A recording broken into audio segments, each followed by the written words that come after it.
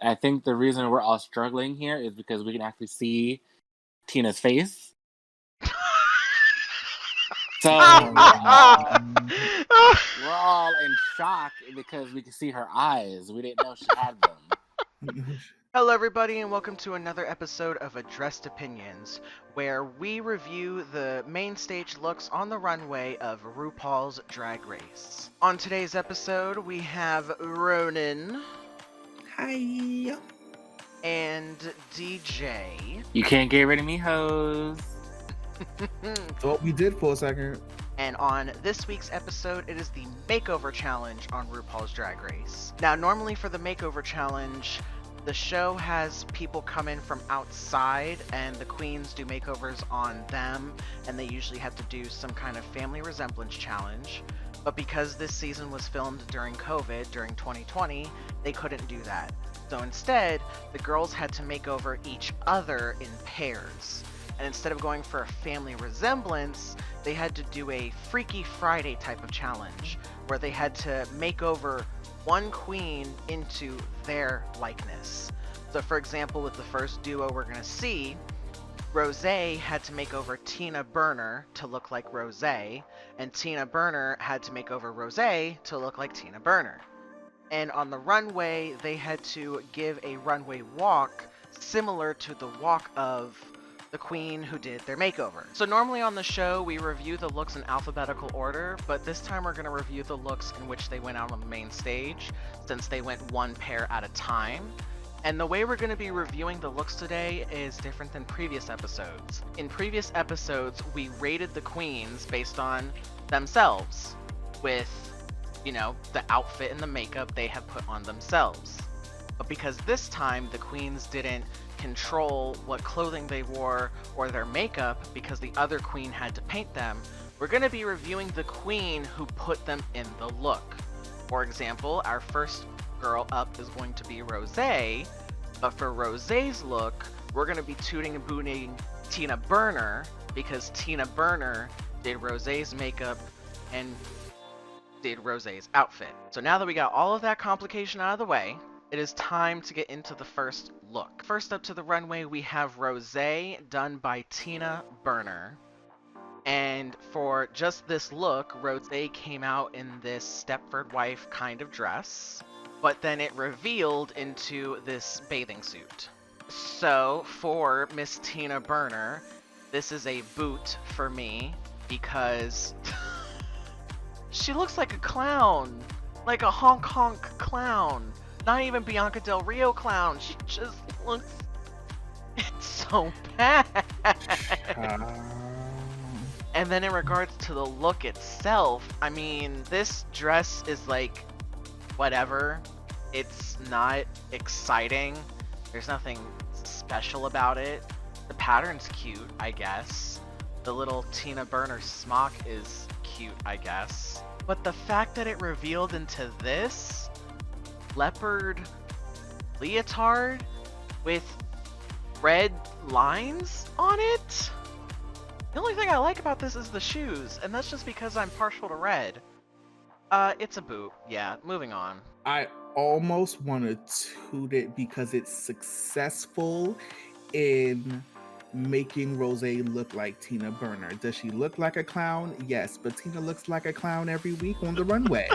So in terms of the challenge, she's very successful in making over Rosé to look like her. Your brand is red, orange, and yellow. And you're supposed to put somebody in your brand and you put them in green. In the words of Miss Tatiana, honey, choices. And that was a choice. The makeup is successful to be Tina. Rosé's walk is successful in being Tina. But Tina's work is still questionable. So although it was successful, it's a boo-boo because it's hideous. I know I took you around the world, but it's alright. I have to agree with my co-chairs. They literally said everything I could think of. I have a love-hate relationship with this brief this week because Tina was successful in making Rosé look crunchy in every aspect. The makeup, the look, the branding wasn't there. I mean, her branding is crunchy, but her colors were missing. But the look is just, it's a boot. Next up to the stage, we have Tina Burner as Rosé. We'll start with this. It's a lot better than what she did to Rosé, so we'll call that a boot, a default. I was gonna say Yeah. this. I think in psychology they call that a Freudian slip, because you know it's a boo and you want to say it's a boo, and your mind would not let you say Toot. I don't even know where to start. Okay. Yeah, okay. It starts with the boot. Sorry about it. The first thing is, the only thing Rosé about this is the neck up. I would have no idea that Rosé is a Beyonce backup dancer top with stripper boots. And the stuff that is Rosé, she has that episode 1 lip sync hair, which did nothing for her that episode, and the classic Rosé kind of pinkish eyes. So she's better than what Tina Burner did to Rosé, but it is still a boot. This is what I would expect Rosé to look like. It's a mess, but it's a Rosé mess. So it's successful in being Rosé, but the overall quality of it is a boot. The hair, yeah, that's Rosé. We've technically seen her in it. The dress is another choice. And I mean, the boots are safe. I don't love this look. It doesn't feel... I feel like it should have been way more over the top pink. Way more like in your face, you're wearing the color Rosé. Tina should look like a big old bottle of Rosé. And she does not. I'm going to be the odd one out, and I'm going to toot this look. I think the reason we're all struggling here is because we can actually see Tina's face. So we're all in shock because we can see her eyes. We didn't know she had them. So you have to applaud Rosé for that. But I think this is the most feminine we're going to see Miss Tina look. And the most, as Candy would say, ho, we're going to see Miss Tina look. So for those reasons, it's a toot. On to the next pair, we have Olivia and Denali. And first up, we have Olivia Lux as Denali. I'll start off by saying it's a toot. This is the first look that we can tell that's Denali because it's giving the ice skater fantasy along with that long ass Denali hair braid. But the outfit, it's not great. It's an explosion of tulle in a way that's designed to give some shape. I appreciate the shoulders. I think the biggest problem I have is to her left, there's some kind of gap in the material, and I don't know if that's supposed to be a slit. I don't know if it was too big or maybe too small, but that takes me out of the illusion, that little gap right there. So it's a toot on a grading curve. Especially after that last pair. But it's not great. The makeup also, I should mention, is definitely Denali. You know that's Denali's face. So that also definitely saves this look. This is definitely a toot. Just because from the neck up, it's Denali down. You know, it's the signature ponytail, the signature kind of blue, icy eyeshadow and all that stuff. Like, it's Denali, hands down. The outfit is, I want to say it's definitely something that Denali is trying to convince us that she'd wear, but I don't think she really would. I think she brought it because she knew that there was going to be a makeover challenge and they have to be family resemblance, but she didn't want to be upstaged by whoever she did over. So this was like the great value Denali look. Girl, come on. And it shows. That's not fair. It's not great It's value. not fair to what? It's not fair to great value because that's five below at best. First of all, as someone who's bought and who's purchased, I said aborting? What the fuck is aborting? It's what she got on. Child, as someone who's purchased looks from Great Value, I know their work. Okay, I've seen that on the shelf on a rack. I've seen it, so it's Great Value. Would you buy it if it was on the shelf at Great Value? I would ask them why is it here? It's there for you. It was this fake. supposed to be in the home goods and cleaning supplies? This body loofah? Oh my God. Plaster it to the wall in my shower and just rub my body on it to clean my back? I don't know. I guess we'll never know. Based on what we've already seen, this is a toot. But it's like any other day of the week, this would be a boot. This is a toot for me. Like we've all said, it's Denali all in the face. Like, you gotta blink to make sure that's not Denali.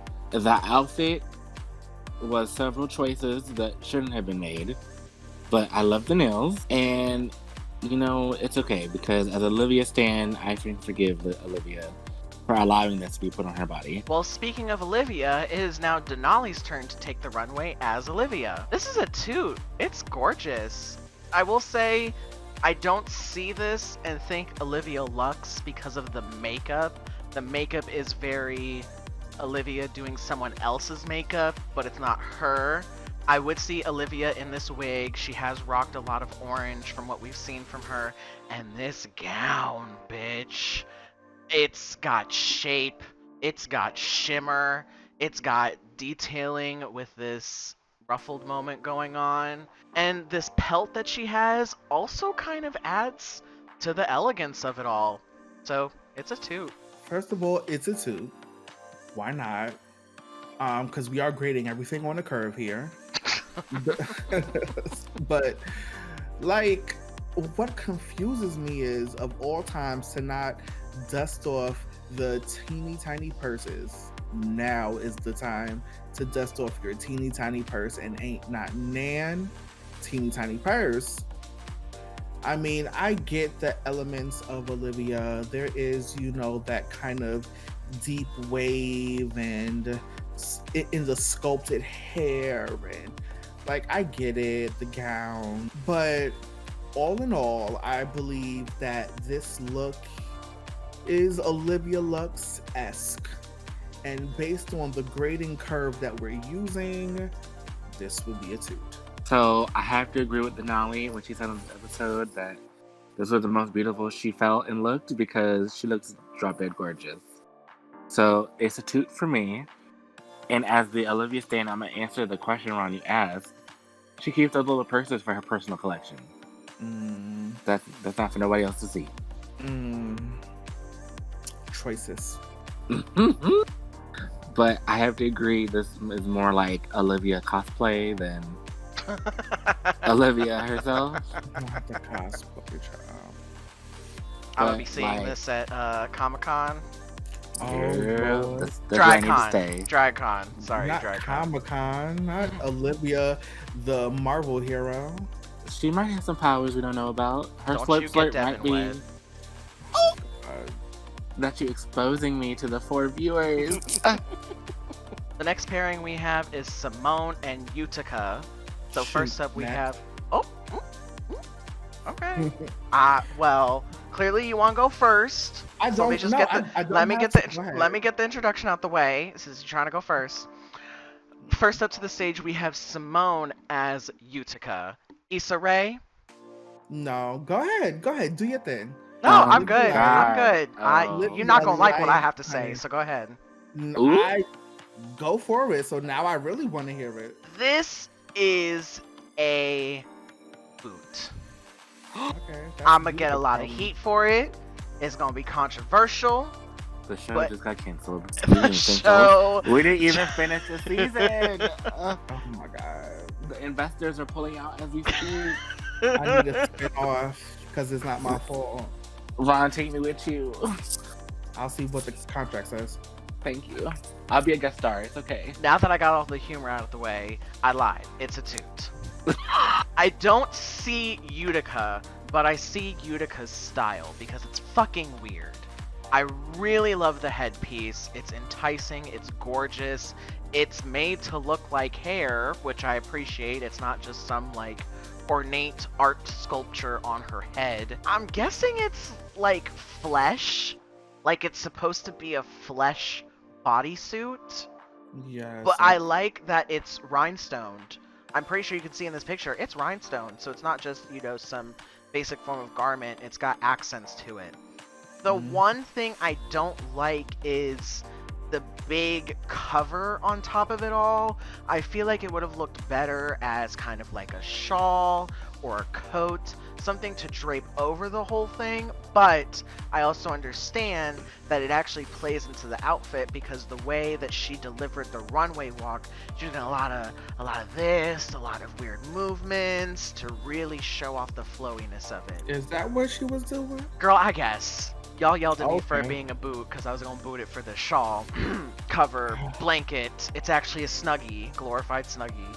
Not the glorified Snuggie. Don't do Miss Utica like that. But all jokes aside, it is a toot. It's fucking weird and I love it. Based on the grading curve alone, it's a shoot, but I won't do that. It's a toot. It's a very strong toot though. Like muscular, it works out, it does lifts and stuff. She kind of briefly explained the concept of this look, so I super get it. Like it makes a lot of sense. And it's definitely very Utica. Like nothing that she puts on isn't well thought out and doesn't have this kind of elaborate story. So this is Utica down. And I personally just enjoy the look. And the hair is gorgeous. I will say that. It's a cute piece. I might wear it, Are you wearing it to the club?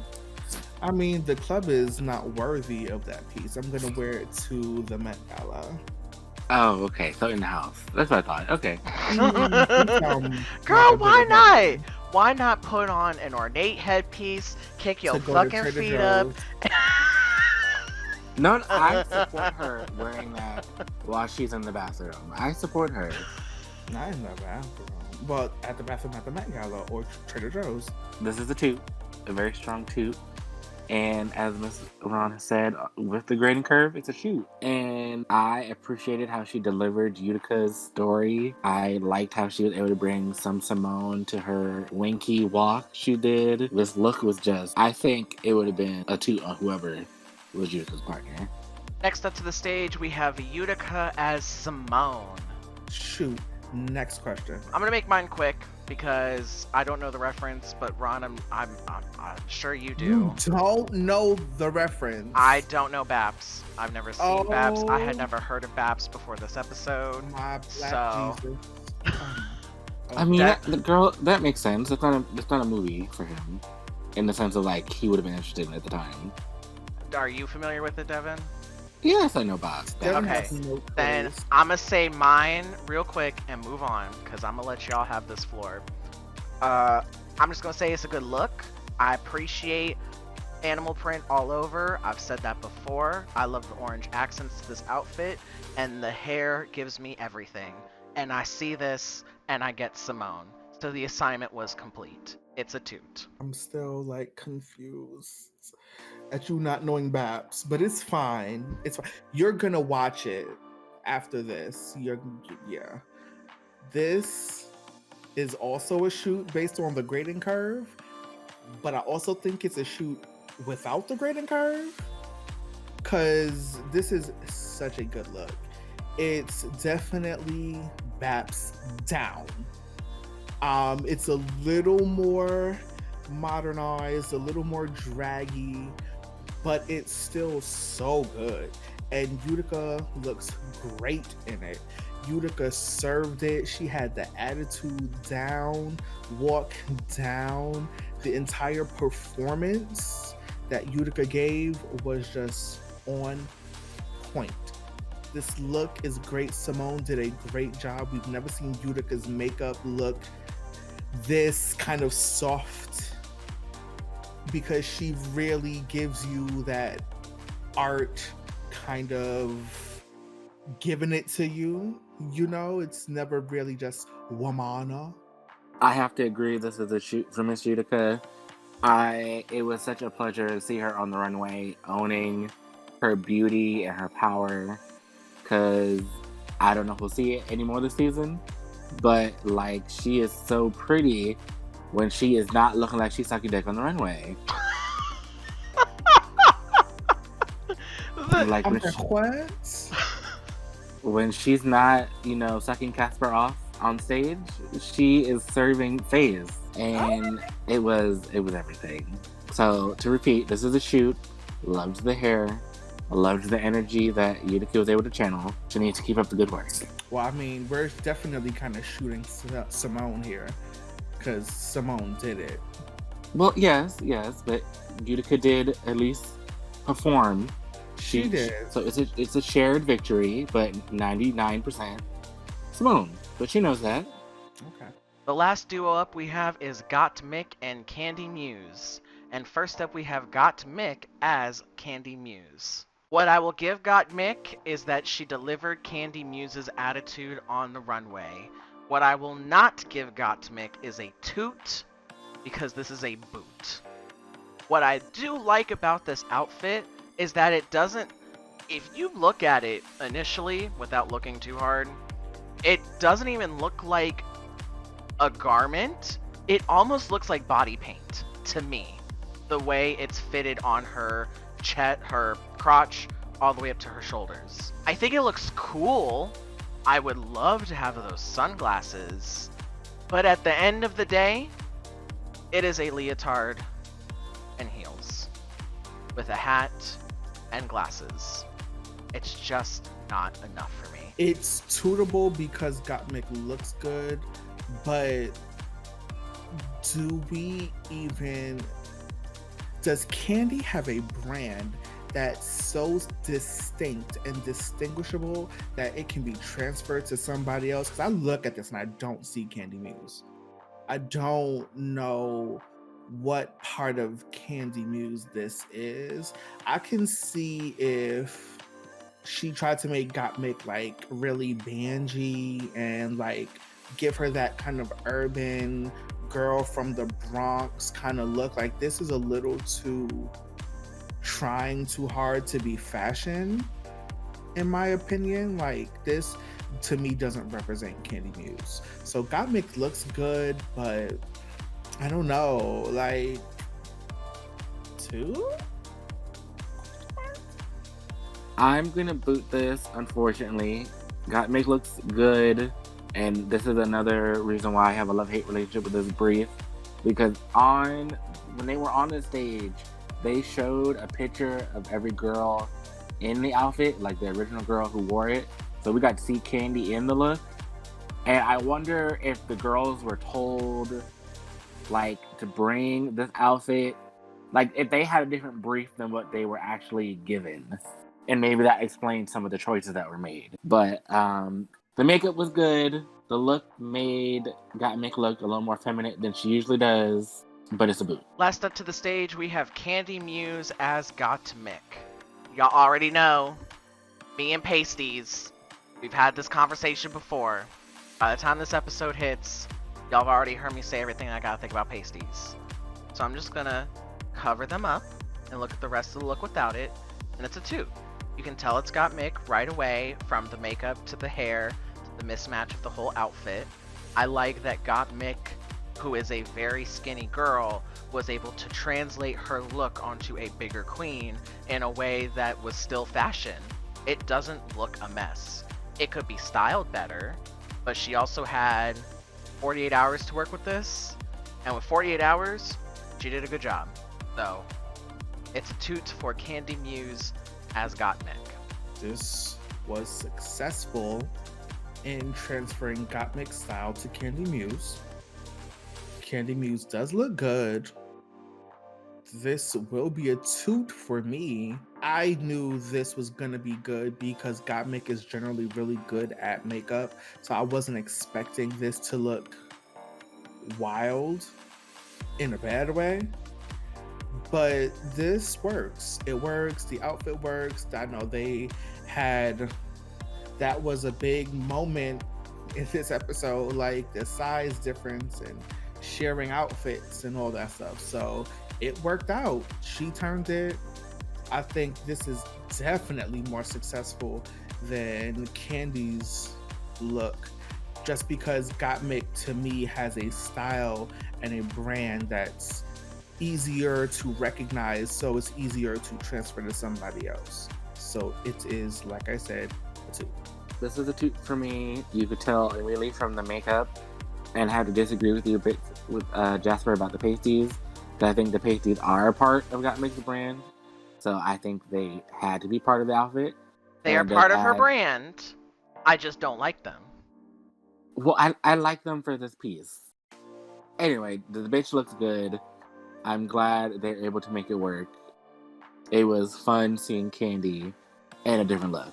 Now it's time for our top toots of the week, but this is going to be quick and simple because all three of us are in agreement that Utica as Simone is the top toot on this runway. It is the most correctly styled. It is the queen who looks the most like the queen who made her over for me. So not only did she complete the assignment, bitch earned extra credit. I like it.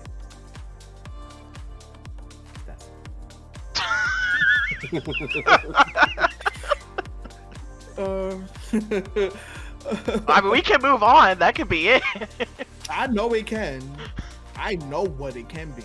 This is easily the most successful look on this runway. It looks the best. I think Simone's style transferred extremely well to Utica. Utica carried it well. You can see the difference in her posture on the runway. She just really loved it, and it showed. And it's just such a good look. It's so successful, so beautiful, such a well-deserved shoot. I mean, what I'm gonna say, top two shoot of the week. I mean, how many more compliments can we throw at her and Simone? It was just very successful. Simone was able to bottle up her brand, spray a little bit on Utica, and she transforms. And that concludes this week's episode of Addressed Opinions. Make sure you follow us on our social medias right down there in the corner. You can find me on Twitter at Jasper Hedgehog.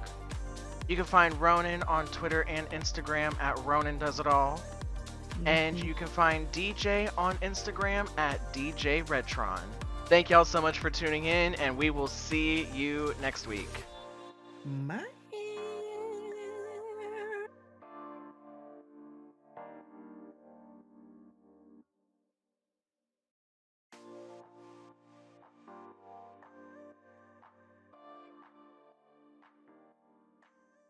We stand... no, not vulnerability. A versatile. Thank you, girl. I cannot English today. Such a strong bottom. Don't even know what verse is. Go ahead. Fuck off. The Fuck power off. bottom. We let lead us. It's okay. Can't even say it, honey. Hashtag bottom rights. You go, bae. Anyway. Listen. Speaking of bottom rights, listen. It's called gay rights because I'm gay and I'm right. Let's make sure that's clear. That doesn't work with two other gays. We can't all be right. Since you both shooted Utica, I'm pretty sure that's gonna be y'all's top toots. Nope. My top toot is Rosé. Seriously? Of course. It was hands down. She looked the best on the runway, hands down. Okay, now I know that. Now I know that this is not Ron behind the call anymore. We have to call 911. Yes, send help. That was a sign, girl. That was a sign. That's what it was. It's like, oh, if I ever did drag, I definitely want to paint my face like Tina Burner. Oh shit! They have 3 guns to her head, girl. I'm choking on sipping my water. They know. Oh my god. The shade is killing me. Oh. We both can't be in danger at the same time. Okay, I'm the one calling out for help here.